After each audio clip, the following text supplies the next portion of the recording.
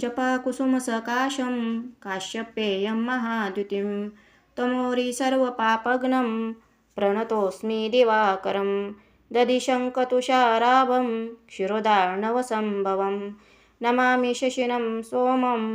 शम्भोर्मुकुटभूषणं धरणिगर्भसम्भूतं विद्युत्कान्तिसमप्रभं कुमारं शक्तिहस्तं च मङ्गलं प्रणम्यहं प्रियङ्गुकलिकाश्यामं रूपेणा प्रतिमं बुधं सौम्यं सौम्यगुणापेतं तं बुधं प्रणम्यहं देवानां च ऋषीणां च गुरुकाञ्चनसन्निभं बुद्धिभूतं त्रिलोकेशं तं नमामि बृहस्पतिं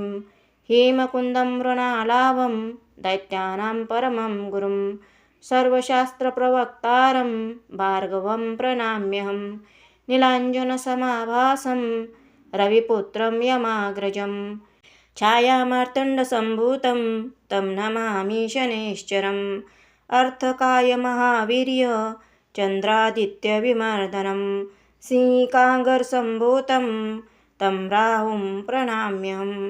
पलाशपुष्पसकाशं तारकाग्रहमस्तकं रौद्रं रौद्रात्मकं घोरं तं केतुं प्रणम्यहम् इति व्यासमुखोद्गीतं यः पठेत् सुसमाहितः